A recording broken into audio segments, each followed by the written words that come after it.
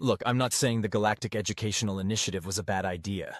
I mean, sure, bringing together the most promising young minds from across the known galaxy sounds great on paper. Very progressive. Very we're all one big happy space family. The kind of thing that makes politicians' chest cavities swell with pride across 17 different respiratory systems. But here's the thing about bureaucrats. They have this adorable tendency to overlook tiny, insignificant details. Like, for instance, what happens when you put a bunch of teenagers from species that have been trying to kill each other for the better part of 3 millennia in the same classroom?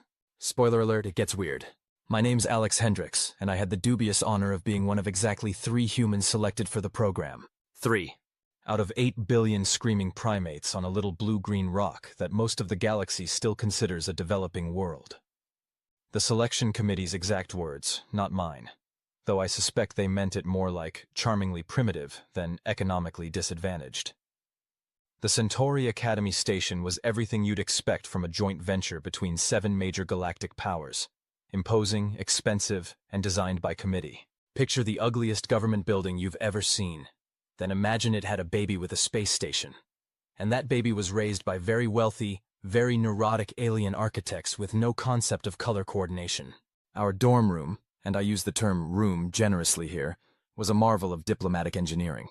It had been designed to accommodate the biological needs of 17 different species, which meant it was too hot for the ice worlders, too cold for the desert folk, too bright for the cave dwellers, and filled with a carefully balanced atmospheric mix that smelled vaguely like a gym sock that had been marinated in industrial cleaner. I shared this paradise with Zixhar, a Veltron whose species looked like someone had crossed a mantis with a very angry lawyer, and Thorvald, a Kroagaran who resembled nothing so much as a boulder with attitude problems. We got along about as well as you'd expect, which is to say we had achieved a state of mutual non-homicide that the administrators probably counted as a diplomatic victory. Another day in paradise, I muttered, rolling out of my bunk and immediately regretting it as my feet hit the deck plating. The artificial gravity generator had been acting up again, fluctuating between Earth normal and something that made me feel like I was trying to walk through molasses. Zixhar was already awake, of course. Veltrons only needed about 3 hours of sleep, which they spent hanging upside down from specially installed ceiling fixtures. It was exactly as unsettling as it sounds, especially at 3 in the morning when you got up to use the refresher and found yourself eye to compound eye with your roommate. "Greetings, Alex Human," Zixhar chittered, his translator collar rendering his natural clicking speech into something resembling standard galactic, with a slight mechanical accent. "I trust your extended unconsciousness was adequate for your biological requirements?" "Yeah, Zix, I slept fine, thanks." I'd given up trying to explain that humans just called it sleeping rather than extended unconsciousness. Some cultural gaps were just too wide to bridge before morning coffee, except there was no coffee here. The administrators had determined that caffeine was a potentially dangerous stimulant, and had banned it from the station. Clearly, these people had never tried to wake up 3 humans before 8 a.m. without pharmaceutical assistance. Thorvald was still in his hibernation alcove. Krogarans were naturally nocturnal, which meant he'd be grumpy and slow for at least another hour. His species communicated primarily through subsonic rumbles that felt like minor earthquakes, so our room had the constant background sensation of a very large, very sleepy predator trying to decide if we were worth eating. "Today is the day of the practical xenobiology demonstration," Zixhar announced, his head rotating nearly 180 degrees to track my movement across the room. "I am most eager to observe the specimen they have acquired for our educational benefit." Right. The demonstration. I'd almost managed to forget about that particular slice of bureaucratic genius. The practical xenobiology course was taught by Professor Veltar, a hegemony scientist who looked like someone had decided to make an octopus out of chrome and bad attitude. The hegemony were the self-appointed intellectual elite of the galaxy. Think of the most condescending university professor you've ever had. Then give them tentacles and a superiority complex that had been refined over 4,000 years of looking down on lesser species. According to the course description, today's class would feature a live specimen demonstration, designed to provide students with direct observational experience of apex predator behavioral patterns and threat assessment protocols. In other words, they were bringing something nasty in a cage to scare us, and we were supposed to take notes. The Academy's approach to education was unique. Rather than boring us to death with theoretical frameworks and historical analysis like human universities, They seemed to believe that the best way to learn about dangerous things was to put those dangerous things in the same room as impressionable young people and see what happened. It was like the galaxy's most expensive episode of Scared Straight, except with more tentacles and fewer rehabilitation prospects. I pulled on my uniform, a one-size-fits-nobody jumpsuit in that particular shade of institutional beige that seemed to be universal across all species, and tried to mentally prepare myself for another day of interstellar higher education. The corridors of the academy were already bustling with students from across the galaxy, and I do mean across. There were the hegemony kids, all tentacles and intellectual superiority, the Veltron contingent clicking and chittering in their rapid-fire language, a group of Altarian crystalloids who communicated entirely through color shifting and looked like someone had taught rainbows how to walk, and scattered individuals from dozens of other species I was still learning to identify. And then there were the humans, all three of us. Tom Bradley was from North America like me, though he'd grown up in the Canadian territories after the climate accords had redrawn half the continental boundaries. He had that particular brand of polite determination that Canadians seemed to be issued at birth, combined with an engineering mindset that viewed every problem as something that could be solved with the right application of leverage and creative thinking. The third member of our little primate delegation was Elena Vasquez, and she was something else entirely. Elena had been selected from the South American Federation, specifically from one of the vertical cities that had been built in the Andes after the sea level changes.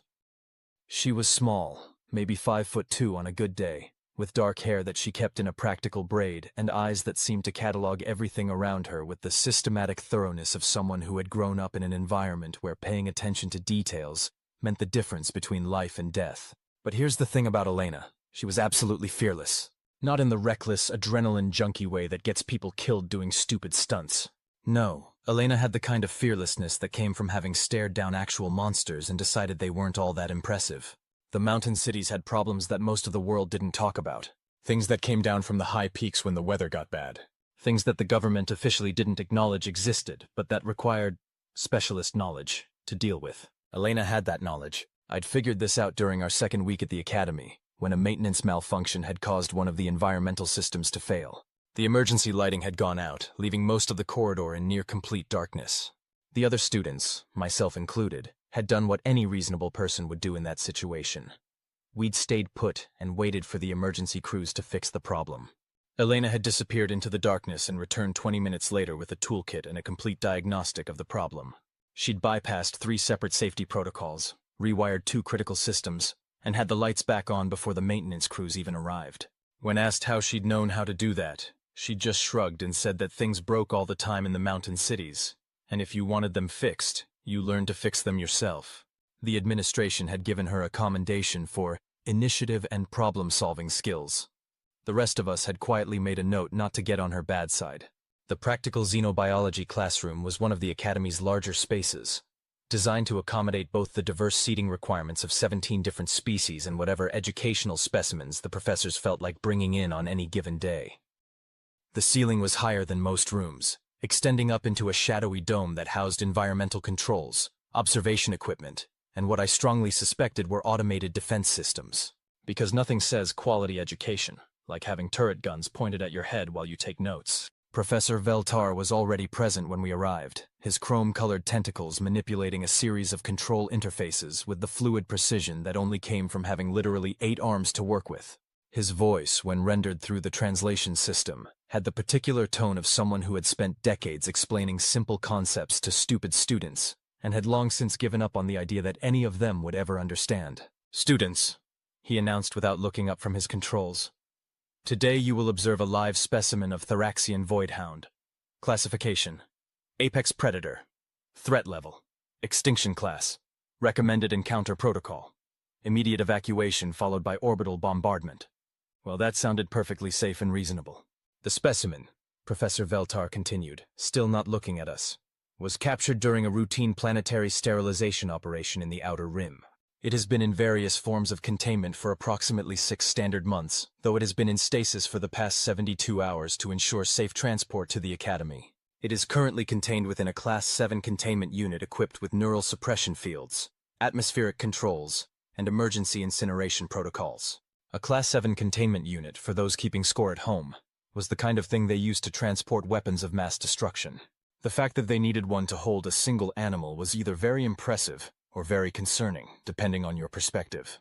I was leaning toward concerning. The containment unit was wheeled in by a pair of armed guards who looked like they'd rather be literally anywhere else in the galaxy. It was about the size of a small shuttle, made from what appeared to be some kind of exotic metal alloy, and covered in warning labels in at least 15 different languages. The ones I could read included helpful suggestions like lethal organism, extreme biological hazard, and my personal favorite, contents under pressure, do not open.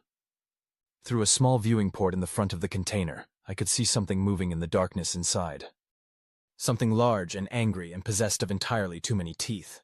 The Thraxian Voidhound, Professor Veltar was saying, represents the apex of predatory evolution. Highly intelligent, extremely aggressive, and adapted for survival in environments that would kill most other forms of life within seconds. They are capable of surviving in vacuum, can generate their own electromagnetic fields, and possess a bite force equivalent to a Class 3 starship engine. One of the hegemony students, a particularly obnoxious individual named Kralseth, who never missed an opportunity to remind everyone that his species had been traveling between stars when humans were still figuring out fire, raised a tentacle. "Professor," he said in that tone of voice that immediately made everyone else in the room want to hit him. "Surely you don't intend to actually release this creature. Even with the Academy's security systems, the risk to student safety would be considerable." Professor Veltar's chromed surface shifted through several shades of what I'd learned indicated mild amusement among his species. "The creature will remain contained throughout the demonstration," he replied. "However, the neural suppression fields will be temporarily disabled to allow observation of natural behavioral patterns. This will provide an excellent opportunity to study threat assessment and survival response protocols." Translation: they were going to wake it up and watch it try to kill us through 6 inches of exotic metal alloy. I glanced around the classroom, noting the positions of the exits, the location of the emergency alarm, and the fact that the armed guards had positioned themselves between the cage and the door. Either they were very dedicated to student safety, or they knew something about Thraxian Voidhounds that hadn't made it into the official curriculum. Elena, I noticed, had claimed a seat in the front row. While the rest of us had instinctively moved as far away from the cage as possible, she'd walked right up to it and settled in with the casual composure of someone attending a mildly interesting lecture on agricultural techniques. Tom had gone the opposite direction, claiming a seat near the back exit and keeping his Academy-issued emergency beacon within easy reach. His engineering background had apparently given him a healthy respect for the concept of safety margins and not dying in stupid ways. Zixhar had positioned himself somewhere in the middle, compound eyes tracking between the cage, the exits, and the other students with the systematic attention of a natural predator evaluating potential threats and opportunities. Veltrons were hunters by nature, but they were also smart enough to know when they were outclassed. Professor Veltar activated the viewing screen above the containment unit, giving us all a much clearer look at our educational guest. The Thraxian Voidhound was, well, impressive wasn't really an adequate word. Imagine taking a wolf, scaling it up to about the size of a large shuttlecraft, giving it armor plating that looked like it had been forged from crystallized nightmares, and then letting it evolve in an environment where everything was trying to kill it for about 1,000,000 years. It was currently in some kind of hibernation state, curled up in the center of the containment unit with its multiple rows of teeth clearly visible and what appeared to be small electrical discharges playing across its scaled hide. Even unconscious, it radiated an aura of barely contained violence that made every survival instinct I'd inherited from 1,000,000 years of human evolution start screaming at once. "The specimen," Professor Veltar continued, "has been in stasis for approximately 72 standard hours. Upon awakening, we can expect to observe typical apex predator behaviors, territorial assessment, threat evaluation, and predatory targeting." "Predatory targeting?" asked one of the Altarian students. Their crystalline forms shifting through several shades of what I'd learned indicated concern. "The creature will attempt to identify the most vulnerable potential prey in the vicinity," Professor Veltar explained with the casual tone of someone discussing the weather. "This behavior is instinctive and immediate. Voidhounds are ambush predators by nature. They rely on rapid identification and elimination of easy targets to conserve energy for larger threats." Well, that was reassuring. We were about to wake up a galactic-class apex predator and let it decide which of us looked most like lunch. "Professor," said Kralseth, his tentacles now shifting through what I recognized as the hegemony equivalent of nervousness. "Perhaps we should observe this demonstration remotely. From another room? Possibly on another deck?" "Nonsense," Professor Veltar replied. Direct observation is essential for proper educational value. Besides, the containment unit is rated for Class 7 specimens. The probability of containment failure is less than 0.001%. I'd taken enough statistics courses to know that 0.0001% was not the same as 0%. When you were dealing with something that could bite through starship hulls, even very small probabilities became very large concerns. Professor Veltar was already activating the revival sequence, his tentacles dancing across the control interface with practiced efficiency.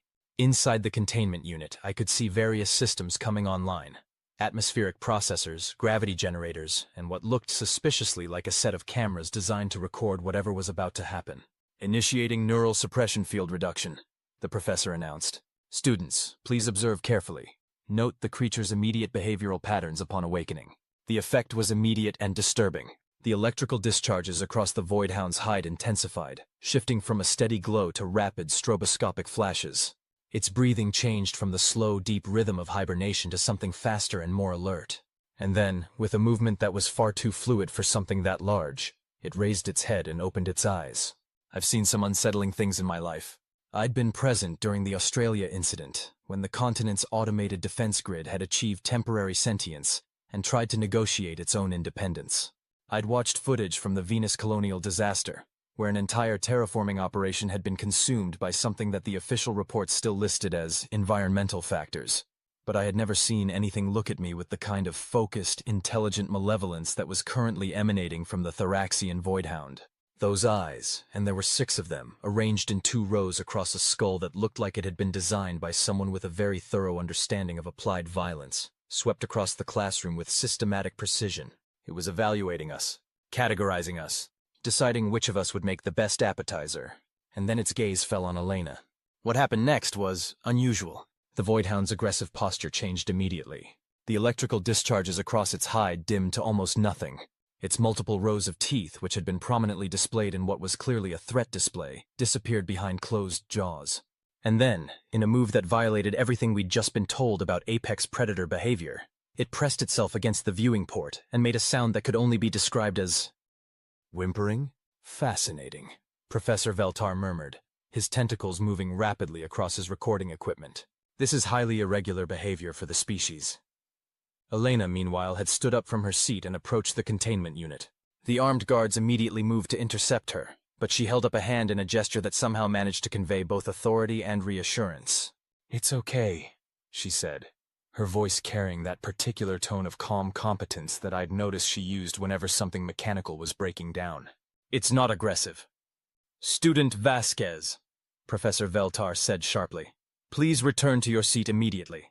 The creature's behavior may be atypical, but it remains an extreme threat." Elena ignored him. She walked right up to the containment unit and placed her hand flat against the viewing port. The Voidhound's response was immediate and unmistakable. It pressed its own paw, claw, appendage against the inside of the port, mirroring Elena's gesture. The whimpering sound got louder, and I could swear I detected a note of what could only be described as desperate pleading. "It wants out," Elena said, turning to look at Professor Veltar with that expression I'd learned to associate with impending policy violations. "It's been locked up in there for 6 months, and it wants out." "The creature," Professor Veltar replied stiffly, "is a Class 7 biological hazard. It cannot and will not be released from containment under any circumstances." "But it's not trying to hurt anyone," Elena pointed out. Look at it, she was right. The Voidhound had completely abandoned any pretense of aggressive behavior. Instead, it was displaying what looked suspiciously like the galactic equivalent of puppy dog eyes. All 6 of them. "The behavioral anomaly," Professor Veltar said, "is likely the result of neural suppression field interference. The creature's natural instincts have been temporarily disrupted. Or," Elena said, with that particular edge in her voice that meant she was about to do something that would give the administration headaches for weeks, "maybe it's smart enough to know that acting threatening isn't going to get it what it wants." She turned back to the containment unit, where the Voidhound was now pressing its entire body against the viewing port, trying to get as close to her as the barriers would allow. "What do you want?" she asked, as if she were talking to a lost pet rather than a galactic-class apex predator. The Voidhound's response was immediate. It moved to the back of the containment unit and began, well, the only word for it was performing.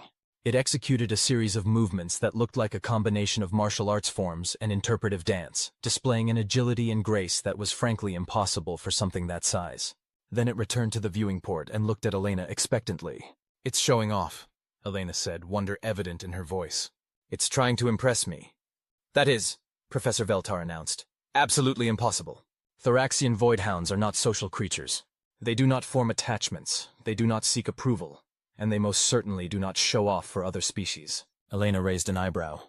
"Then what do you call what just happened?" Professor Veltar's chrome surface shifted through several colors that I'd learned indicated frustration among his species. An anomaly, possibly the result of containment-induced behavioral degradation. The Voidhound, meanwhile, had apparently decided that its first performance hadn't been impressive enough. It was now executing what looked like an even more elaborate routine, incorporating what I could swear were acrobatic elements. For something the size of a shuttlecraft, it moved with absolutely impossible grace. "Okay," Elena said, turning back to Professor Veltar. "I want to open the containment unit." The effect of this announcement was immediate and dramatic. Every student in the classroom suddenly found urgent reasons to examine the nearest exit. The armed guards raised their weapons and began speaking rapidly into their communication devices. And Professor Veltar went through a color sequence that I was pretty sure translated to something along the lines of, "Absolutely not, in a million years, are you insane? Do you want to kill us all?" "Student Vasquez," he said in a voice that managed to convey both authority and barely controlled panic. "That request is denied. The creature remains in containment. This demonstration is concluded." Elena looked at him for a long moment, then back at the Voidhound, which was now pressed against the viewing port again, and making that plaintive whimpering sound. "Professor," she said quietly, "with respect, that's not an animal in there. That's a person." The silence that followed this statement was the kind of profound, absolute quiet that only occurs when someone has just said something that fundamentally changes everyone's understanding of reality. "That is," Professor Veltar said slowly, "impossible. Thoraxian voidhounds are non-sapient predators. They have no language, no culture, no capacity for abstract reasoning." "Then how do you explain what we just saw?" Elena asked. "It identified me as someone who might help it. It attempted to communicate its situation. It demonstrated complex behavior designed to gain my sympathy and cooperation. Those are not the actions of a non-sapient predator." Professor Veltar was quiet for a long moment, his tentacles moving across his recording equipment as he reviewed the footage of the past few minutes. "Even if your hypothesis is correct," he said finally, "the creature remains dangerous. Release is not an option." Elena looked back at the Voidhound, which was watching this conversation with obvious intelligence and what appeared to be growing hope. "What if we just opened the viewing port?" she asked. "Let it stick its head out. If it really is non-sapient, it'll try to bite me immediately, right?" "It will most certainly try to bite you immediately," Professor Veltar agreed. "Along with everyone else in this room, Student Vasquez, I cannot permit—" "Professor." Elena's voice cut through his objections with quiet authority. "I'm going to open that viewing port. You can either help me do it safely, or you can watch me do it dangerously. Your choice." The staring contest that followed was the kind of epic confrontation that legends are made of. On one side, a chrome-plated, tentacled alien with 4,000 years of galactic civilization behind him, armed with advanced technology, institutional authority, and what passed for common sense among his species. On the other side, one small human female with dark eyes and absolutely no intention of backing down. It wasn't even close. "Very well," Professor Veltar said finally, his voice carrying the tone of someone who has just agreed to something that will probably result in his early retirement. "We will open the viewing port for exactly 30 seconds. All students will maintain safe distance. Security teams will maintain firing positions. At the first sign of aggressive behavior, the port will be sealed and the creature will be returned to full stasis." Elena nodded. 30 seconds. The process of opening the viewing port was apparently more complex than I'd expected. Professor Veltar had to input a series of override codes, confirm his identity through multiple biometric scanners, and formally acknowledge a series of warnings that essentially amounted to, "If this goes wrong, it's not our fault." Meanwhile, the Voidhound watched these preparations with obvious interest, and what I was becoming convinced was anticipation. It positioned itself directly in front of the port, sat back on its haunches in a posture that managed to be both alert and non-threatening, and waited. "Opening viewing port," Professor Veltar announced. 30 seconds. The port iris dilated with a soft hiss of equalizing atmosphere. For a moment, nothing happened. Then the Voidhound stuck its head out and looked directly at Elena. Up close, it was even more impressive than it had appeared through the barriers. Its head was the size of a small vehicle, covered in scales that seemed to shift color in the light, and equipped with sensory organs that I couldn't even identify. But its eyes, those 6 intelligent, alert eyes, were focused entirely on Elena, with an expression that I could only describe as hopeful. Elena stepped forward. "Student Vasquez," Professor Veltar said sharply. "Maintain safe distance." Elena ignored him. She walked right up to the creature and extended her hand, palm up, in the universal gesture of peaceful contact. The Voidhound looked at her hand, then back at her face. Then, with delicate precision that seemed impossible for something equipped with claws that could probably cut through starship armor, it gently touched her palm with the tip of one massive finger. The contact lasted for perhaps 3 seconds. Then the Voidhound pulled its head back into the containment unit and sat down, looking at Elena with an expression that somehow managed to convey gratitude, respect, and a kind of dignified patience. "Close the port," Elena said quietly. Professor Veltar sealed the viewing port with hands that were visibly shaking. The entire process had taken less than 15 seconds. "Well," Elena said, turning to address the classroom, "I think we can all agree that it's definitely sapient." The discussion that followed was loud, heated, and conducted in at least 7 different languages simultaneously. The hegemony students were insisting that sapience was impossible in a species that hadn't developed spaceflight technology.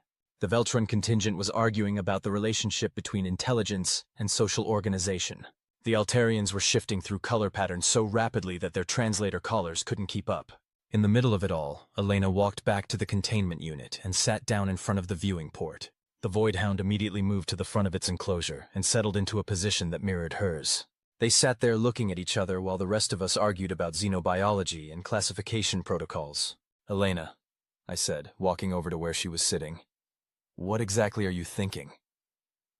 She looked up at me with that expression that meant she'd already made up her mind about something and was just waiting for the rest of the universe to catch up. "I'm thinking," she said, "that we just discovered a new sapient species, and our response was to lock one of them in a cage and use it to scare college students." "To be fair," I pointed out, "nobody knew it was sapient when they put it in the cage." "Which raises some interesting questions about how we determine sapience in the first place," Elena replied. "And about what we do when we get it wrong." The Voidhound, apparently following our conversation despite the fact that we were speaking in standard rather than whatever language its species used, made a soft chuffing sound that somehow managed to convey agreement. "Professor Veltar," Elena called across the room, interrupting the ongoing debate about xenobiological classification standards. "I have a proposal." The professor's tentacles stopped their agitated writhing as he turned to look at her. "Student Vasquez," he said wearily, "if you're about to suggest that we release a Class 7 biological hazard into the general station population, I must respectfully decline." "I'm suggesting," Elena said, "that we treat this situation as what it actually is. First contact with a new sapient species." The room went quiet. "The Academy," Elena continued, "is supposed to be preparing us for careers in interstellar diplomacy, xenocultural studies, and galactic relations, right? Well, here's our practical exam. We have a representative of an unknown sapient species who is currently being held in conditions that would violate the Galactic Rights Charter if applied to any recognized citizen of any member world." Professor Veltar's chrome surface shifted through several colors that indicated deep thought and probable indigestion. "Even if your assessment is correct," he said finally, "the creature, the individual, remains potentially dangerous. We have no protocols for this situation." "Then we make them up as we go," Elena replied. "Just like every other first contact in galactic history." She stood up and walked over to Professor Veltar's control station.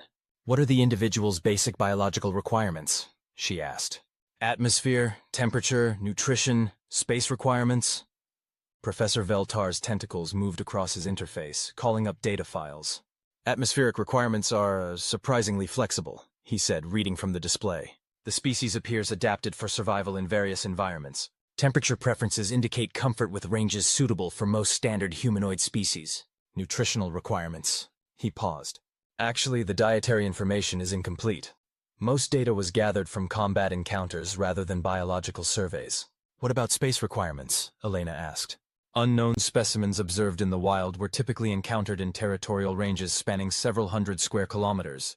Elena nodded. "So it's used to having room to move around." "How big is this containment unit?"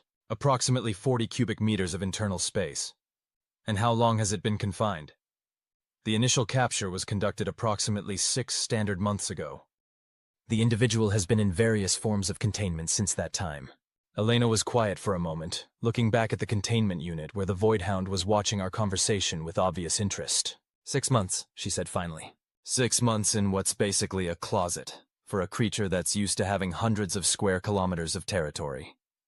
She turned back to Professor Veltar. Professor, if someone locked you in a 40 cubic meter box for 6 months, how would you react when they finally let you out? Professor Veltar's tentacles went through a complex pattern that I'd learned indicated uncomfortable realization. I would, he said slowly, likely display significant psychological distress and possible aggressive behavior.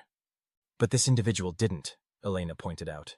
When given the opportunity to attack, it chose to make peaceful contact instead. Despite 6 months of imprisonment, despite being isolated from its own species, despite having every reason to be hostile toward us, it chose cooperation over conflict. She looked around the room, addressing all of us. That's not the behavior of a simple predator. That's the behavior of someone who understands that cooperation is more likely to lead to a positive outcome than aggression. Tom, who had been quietly observing from his position near the back exit, raised his hand. Elena, he said, assuming you're right about all this, what exactly are you proposing we do? We can't just release it into the station population. Even if it's peaceful, it's still a 3-meter-tall apex predator. People are going to panic. Elena smiled, and I recognized that particular expression. It was the same one she'd worn right before she'd bypassed 3 safety protocols to fix the environmental systems. I'm proposing, she said, that we treat this as a diplomatic situation rather than a security situation. We establish communication protocols, negotiate appropriate living conditions, and work toward a formal first contact arrangement. That, Professor Veltar said, would require authorization from the Academy Council, the Galactic Educational Committee, and probably the Species Recognition Board. The bureaucratic process alone would take months. Elena looked back at the containment unit, where the Voidhound was still watching us with patient attention. How long do you think someone can stay sane locked in a 40 cubic meter box? She asked. The question hung in the air for a long moment. There might, Professor Veltar said slowly, be some intermediate options available. Expanded containment facilities. Supervised socialization periods. Gradual integration protocols. That's a start, Elena agreed. But first we need to establish proper communication. She walked back to the containment unit and sat down in front of the viewing port again. The Voidhound immediately moved to mirror her position. Can you understand me? She asked, speaking slowly and clearly. The Voidhound tilted its massive head in what was unmistakably a nod. Do you have a name? The creature opened its mouth and produced a series of sounds that were part growl, part harmonic tone, and part something that my ears couldn't quite process. The translator caller didn't even attempt to render it into standard. Okay, Elena said. We're going to need better translation protocols. Professor, does the Academy have access to advanced linguistic analysis systems? Yes, Professor Veltar replied, though they're typically used for archaeological research, rather than active first contact situations. Can we adapt them for real-time translation? Theoretically, yes. It would require significant calibration and probably weeks of linguistic sampling. Elena looked thoughtful. What if we started with something simpler? Basic concept communication. Yes, no, want, need, safe, danger. She turned back to the viewing port. Let's try this, she said to the Voidhound. 1 nod for yes, 2 for no, do you understand? The creature nodded once. Are you hurt? 2 nods. Are you hungry? 1 nod. Are you afraid? The Voidhound paused for a long moment, then nodded twice. Elena smiled. That's good. Fear keeps you alive. But you don't need to be afraid of me, okay? 1 nod. Do you want to get out of that box? The most emphatic single nod I've ever seen from any creature, anywhere. Elena turned back to Professor Veltar. Professor, I think we have enough evidence to justify expanding containment conditions, don't you? Professor Veltar was quiet for a long moment, his tentacles moving in patterns that suggested deep internal debate. Student Vasquez, he said finally, what you're proposing represents a significant deviation from established protocols. The potential consequences of continuing to treat a sapient being like a caged animal, Elena interrupted, are probably worse than the potential consequences of treating them like a person. She stood up and walked over to his control station again. Look, Professor, I understand the risks, but this individual has already demonstrated peaceful intentions under circumstances where aggression would have been completely justified. That's not luck, that's choice, And choices imply consciousness. Consciousness implies personhood, and personhood implies rights. Professor Veltar's chrome surface went through several color shifts that I was pretty sure indicated the academic equivalent of a headache. Very well, he said eventually. I will contact the Academy administration and request authorization for expanded containment protocols. However, he held up a tentacle to forestall Elena's obvious next comment. This will take time, and it will require strict oversight. How much time? Elena asked. Several hours at minimum. Possibly longer if the administration decides to escalate the matter to the council. Elena looked back at the Voidhound, who was still watching this conversation with obvious interest and growing hope. Can we at least improve conditions in the current containment unit while we wait? She asked. Better lighting, more space to move around, maybe some environmental enrichment. That, Professor Veltar said, might be possible. The containment unit has modular expansion capabilities for larger specimens. Do it, Elena said, and get me access to those linguistic analysis systems. If we're going to do this properly, we need proper communication. The next several hours were a blur of bureaucratic chaos, technical improvisation, and what could generously be called diplomatic improvisation. Professor Veltar spent most of his time in communication with various levels of Academy administration, explaining why his simple xenobiology demonstration had turned into an impromptu first contact situation. Meanwhile, Elena had somehow managed to commandeer a linguistics workstation and was attempting to establish more complex communication protocols with our unexpected guest. She'd started with simple pictographic concepts, basic shapes, numbers, spatial relationships, and had gradually worked up to more abstract ideas. Through patient work with the basic yes-no system and careful observation of body language, Elena had managed to establish that the creature preferred a name that roughly translated to deep harmonic sounds. Since the Academy's translation systems couldn't properly render the phonemes, Elena had started calling them Korath, the closest approximation she could manage in standard. Korath was proving to be an enthusiastic student. They had quickly grasped the concept of symbolic communication and were now actively participating in building a basic vocabulary. Tom had appointed himself as Elena's technical assistant, helping to configure the linguistic analysis equipment and providing running commentary on the engineering implications of everything that was happening. You realize, he said, adjusting one of the translation matrix parameters, that if this works, we're going to have to completely rewrite first contact protocols across the entire galaxy. Good, Elena replied, not looking up from her symbol charts. Maybe next time we won't start by assuming that anything we don't understand is automatically hostile. I had taken on the less glamorous but equally important task of keeping the rest of the class informed about what was happening, and why we weren't all dead yet. The hegemony students were handling this better than expected. Apparently, the intellectual challenge of redefining sapience classification criteria was appealing to their scholarly instincts. The Veltrons were treating the whole situation as an interesting tactical problem, and the Altarians had shifted into color patterns that their translator callers were rendering as fascinated confusion. By the time Professor Veltar returned from his administrative marathon, Elena had established a working vocabulary of approximately 50 concepts, and had moved on to basic grammatical structures. Student Vasquez, the professor announced, I have received authorization for expanded containment protocols and supervised interaction procedures. Elena looked up from her linguistic work. How expanded? The containment unit can be enlarged to approximately 80 cubic meters. Environmental controls can be adjusted for comfort rather than security. And, he paused, you have been granted permission to conduct direct interaction sessions under controlled conditions. What kind of controlled conditions? Elena asked suspiciously. Armed supervision, emergency containment protocols, limited time periods, and strict monitoring of all interactions. Elena looked over at Korath, who was watching this conversation with obvious anticipation. It's a start, she said. What about the linguistic analysis? You have been granted full access to the Academy's xenolinguistic systems, Professor Veltar replied, though I should mention that the administration is concerned about the implications of this situation. What kind of implications? Professor Veltar's tentacles moved in a pattern that suggested diplomatic delicacy. If your assessment proves correct, he said, and the Thoraxian species is indeed sapient, then the Galactic Council will need to reassess its policies regarding what are currently classified as pest species elimination protocols. Elena went very still. Pest species elimination? The Thoraxian homeworld, Professor Veltar explained reluctantly.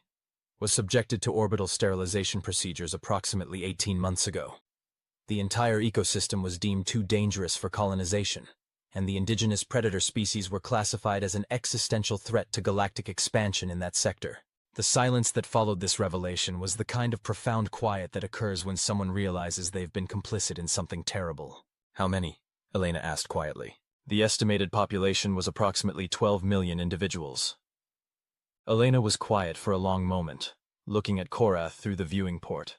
So Korath might be one of the last of their species, she said finally. That possibility, Professor Veltar admitted, has been discussed by the administration.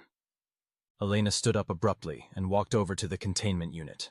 Korath immediately moved to the front of their enclosure, and I could see them trying to read Elena's emotional state from her body language. Professor, Elena said without turning around, I want to talk to Korath directly. No barriers, no armed guards, no time limits. Just a conversation.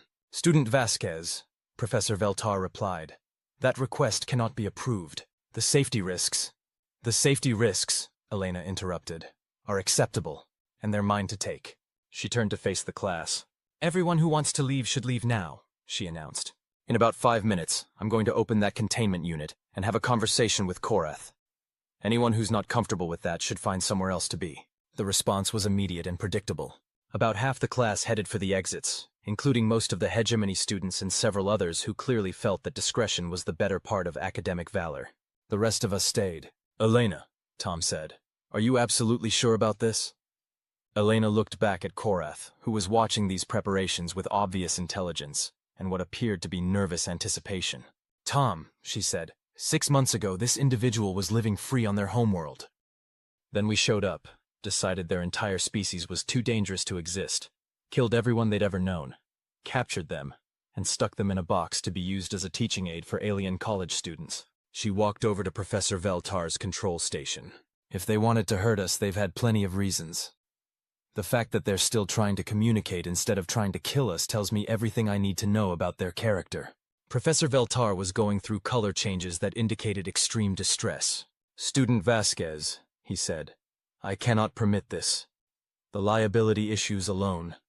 Professor, Elena said quietly, with respect, you can either help me do this safely, or you can watch me do it dangerously. But one way or another, it's happening. The staring contest this time was even more epic than the previous one, but the outcome was the same. Very well, Professor Veltar said finally. However, I must insist on minimal safety protocols. Emergency containment systems will remain active. Security teams will maintain positions outside the classroom. And at the first sign of aggressive behavior... Understood, Elena said. Open the containment unit. The process of fully opening the containment unit was apparently even more complex than opening the viewing port.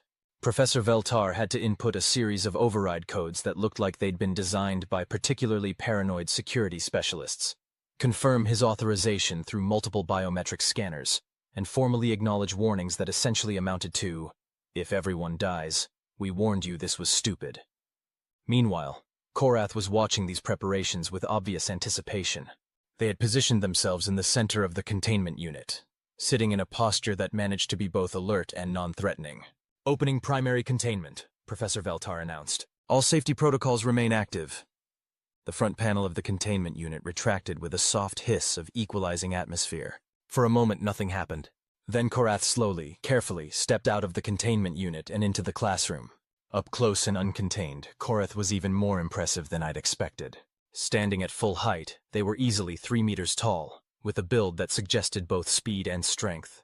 Their scaled hide shifted colors subtly in the classroom lighting, and their 6 eyes tracked across the room, cataloging exits, threats, and opportunities with obvious intelligence. But what struck me most was their posture.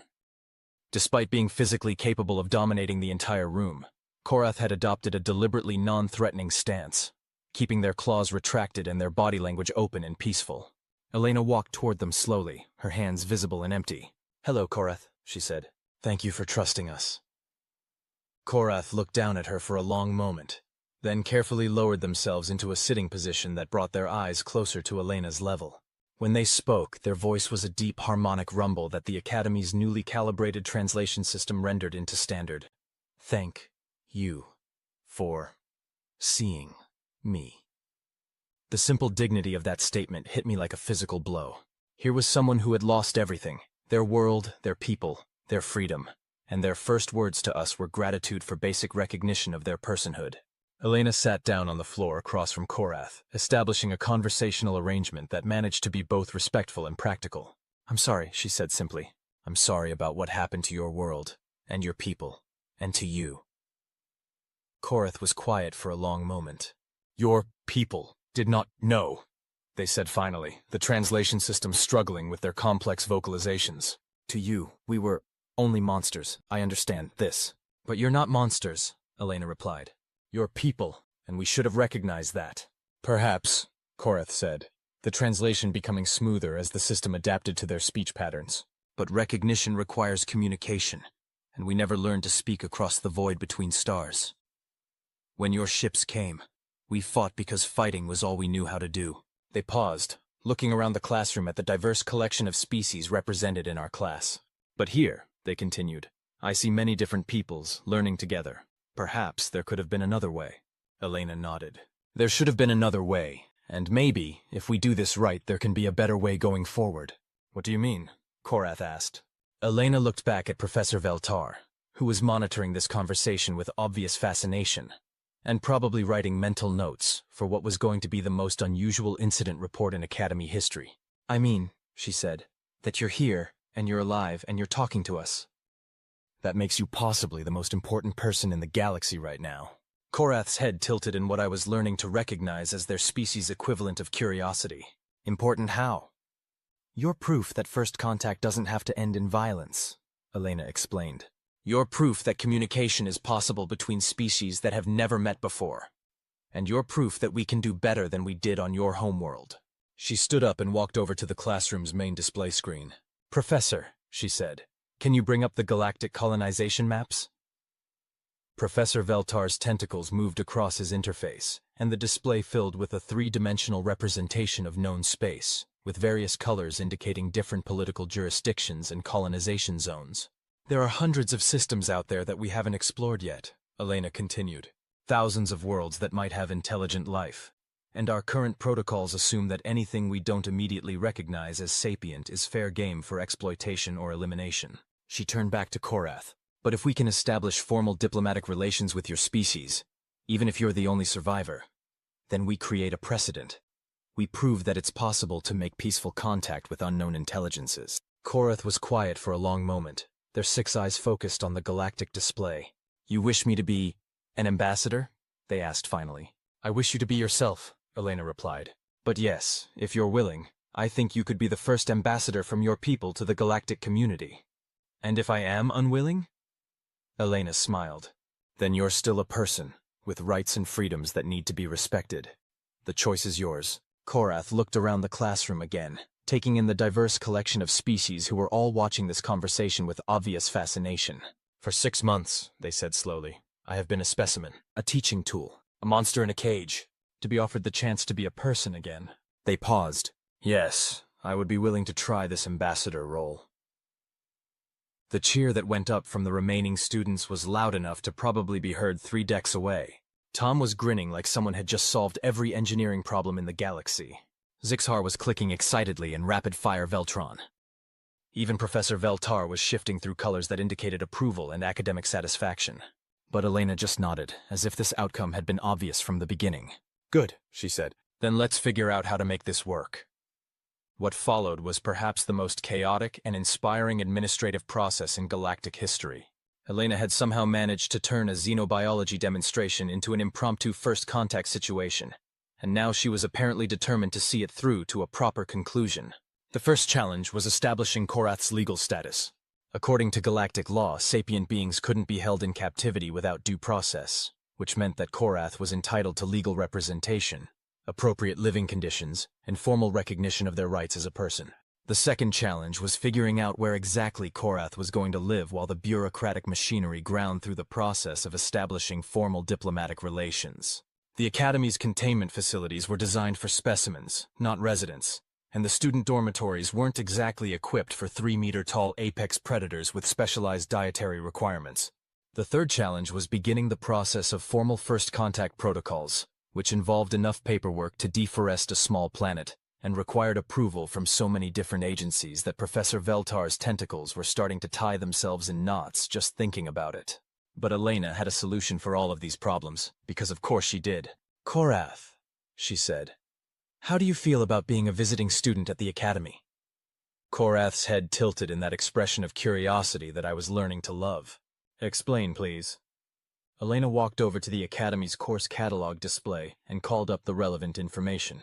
"The academy," she said, "has provisions for special enrollment of students from non-member species. It's usually used for cultural exchange programs and diplomatic training, but there's nothing in the regulations that says it can't be used for first contact situations." She highlighted several sections of the enrollment policies. As a student, you'd have access to appropriate living quarters, educational resources, and legal protections under academy jurisdiction. You'd also have the opportunity to study galactic cultures, languages, and diplomatic protocols while we work through the formal recognition process. "And in return?" Korath asked. "In return," Elena said, "you'd be helping us learn about your people, your culture, and your perspectives. You'd be the first Thoraxian cultural ambassador to the galactic community." Korath was quiet for a long moment, considering this proposal. "I would be a student again?" they asked finally. "If you want to be." "It has been a very long time since I was a student," Korath said slowly. "Before the ships came, I was learning the deep songs from the elder singers, the songs that teach the young ones how to hunt, how to think, how to live well in the world." They paused, and I could see something that might have been grief pass across their features. "I would like very much to be a student again," they said finally. Elena smiled. "Then let's make it happen." The administrative process for enrolling Korath as a special student was surprisingly straightforward, mostly because the Academy's bureaucracy was so complex that it had provisions for scenarios that nobody had ever actually expected to encounter. There were forms for diplomatic immunity, special dietary requirements, non-standard housing needs, and something called exceptional biological characteristics that covered everything from toxic skin secretions to natural weapon systems. Professor Veltar, to his credit, threw himself into the paperwork with the enthusiasm of someone who had realized that he was about to become a footnote in galactic history. This was the kind of career-defining moment that academics dream about, the chance to be directly involved in a genuine first-contact situation. Within 6 hours, Korath had been officially enrolled as a special diplomatic student in the Academy's Interspecies Relations Program, assigned temporary housing in the Academy's VIP quarters, which were designed to accommodate a wide variety of alien dignitaries, and granted access to the Academy's educational resources. More importantly, they were no longer a specimen or a Class 7 biological hazard. They were a person, with rights, freedoms, and legal protections under galactic law. The change in Korath's demeanor was immediate and profound. The careful, guarded posture they'd maintained throughout their captivity gave way to something more relaxed and confident. They moved through the Academy's corridors with the easy grace of someone who belonged there, rather than the tense alertness of someone expecting to be attacked at any moment. Elena had appointed herself as Korath's unofficial cultural liaison, helping them navigate the complexities of multi-species academic life and serving as a translator for concepts that didn't exist in either of their languages. Tom had volunteered to help with the technical aspects of Korath's integration, modifying their quarters for comfort, setting up communication systems, and solving the various engineering challenges that came with accommodating a species that nobody had ever planned for. I had somehow ended up as the unofficial documenter of this entire process, keeping detailed records of everything that happened for what was inevitably going to be a very long and very complex historical analysis. Over the following weeks, something remarkable happened. Korath didn't just integrate into Academy life, they thrived. Their natural intelligence, combined with their unique perspective as a representative of a non-technological civilization, brought fresh insights to every class discussion and academic debate. The other students, initially nervous about sharing the Academy with an apex predator, quickly discovered that Korath was not only peaceful but actively interested in learning about other cultures. The Veltron students in particular had taken to Korath immediately. Apparently their species had a cultural appreciation for skilled hunters, and Korath's obvious competence and dignity had earned their respect. The hegemony students had approached the situation from a more academic perspective, engaging Korath in long discussions about Thoraxian culture, philosophy, and ecological knowledge. It turned out that Korath's species had developed some fascinating approaches to ecosystem management and sustainable resource use, topics that were of considerable interest to the galactically minded hegemony. The Altarians had simply accepted Korath as another interesting addition to the Academy's cultural diversity. though their attempts at communication through color shifting had led to some amusing misunderstandings until Elena had helped establish proper translation protocols. But perhaps the most significant development was the change in Academy policy that Korath's presence had precipitated. Within a week of their enrollment, the Academy administration had announced new protocols for xenobiological assessment and sapience evaluation, designed to prevent future incidents where intelligent species might be misclassified as non-sapient threats. Elena, predictably, had been appointed to chair the committee responsible for developing these new protocols. 3 weeks after the infamous xenobiology demonstration that changed everything, I found myself sitting in the Academy's observation lounge, watching Elena and Korath work together on what had become their ongoing project, developing a comprehensive first contact protocol that could be used by future exploration missions. They made a fascinating team.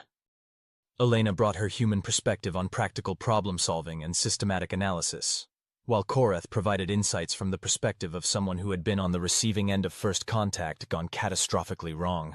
The fundamental issue, Elena was saying, highlighting sections of their preliminary report, is that our current protocols assume that intelligence will manifest in ways that we recognize immediately. If a species doesn't have cities, or technology, or radio signals, we tend to assume they're not sapient. But intelligence takes many forms, Korath replied, their deep voice now rendered smoothly by the improved translation systems. My people were intelligent, but our intelligence was expressed through our relationship with our world, not through domination of it. We had knowledge, but we carried it in songs rather than books. We had technology, but it was biological rather than mechanical. Elena nodded. So we need assessment criteria that look for intelligence itself, rather than specific expressions of intelligence. They'd been working on this project for weeks, and I had to admit it was fascinating to watch. They were essentially trying to create a framework that would prevent the kind of tragic misunderstanding that had led to the destruction of Korath's homeworld. How's the project coming? I asked, settling into a chair nearby. Elena looked up from her notes. Better than expected. We've identified 17 different indicators of sapience that don't depend on technological development or familiar cultural patterns. Such as? I asked. Problem-solving behavior, complex social organization, evidence of abstract thinking, environmental modification for non-survival purposes, artistic expression, long-term planning, and several others, Korath replied. The key is to look for patterns of behavior that indicate consciousness and intentionality, rather than specific technological achievements. Elena pulled up a holographic display showing their proposed assessment matrix. The idea, she explained, is to create a systematic approach that exploration teams can use to evaluate potentially sapient species before making contact. If a species shows evidence of intelligence, then contact protocols shift from resource assessment to diplomatic engagement. And if we'd had this protocol when your people first encountered Korath's species? I asked. Korath was quiet for a moment. Perhaps things would have been different. Perhaps there would have been time for understanding instead of only time for fighting. Elena reached over and briefly touched Korath's massive arm in a gesture of support. We can't change what happened, she said quietly. But we can make sure it doesn't happen again. Tom appeared in the doorway of the lounge, looking slightly out of breath and carrying a datapad that was practically glowing with priority notifications. Elena, he said, you need to see this. There's been a development. Elena and Korath both looked up sharply. What kind of development? Elena asked. The good kind, Tom replied, grinning. The Council just approved your first contact protocols for trial implementation. And there's more. They've authorized a deep space exploration mission specifically to test the new procedures. Elena stood up so quickly that she nearly knocked over her chair. Are you serious? Completely serious.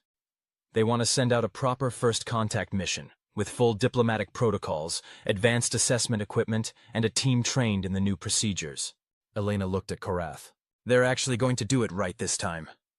Indeed, Korath said, and I could hear something that might have been hope in their voice. Perhaps there will be better outcomes for the next people we encounter. There's one more thing, Tom said, his grin getting even wider. They want to know if you'd be interested in being part of the mission team. Elena stared at him. Both of us? All three of us, actually. They want Elena as the lead xenobiologist, Korath as the cultural consultant, and me as the technical specialist. The silence that followed this announcement was the kind of profound quiet that occurs when someone realizes that their entire life is about to change in ways they'd never imagined. A real first contact mission, Elena said slowly, with proper protocols, diplomatic preparation, and a team that's actually trained to recognize intelligence when we see it. The chance to find other people among the stars, Korath added. and to greet them as friends rather than threats. The opportunity to prove that we can do better than we've done before, Tom concluded. Elena looked at both of them, then back at the holographic display showing their proposed first contact protocols. Yes, she said finally. Absolutely yes. And that, I thought as I watched my friends plan for their mission to change the galaxy, was the most human thing of all. The ability to look at a terrible mistake and choose to do better next time. To see potential for friendship instead of threats. To choose hope over fear, understanding over violence, and communication over conquest. The beast in the cage had become our teacher, and we were finally ready to learn.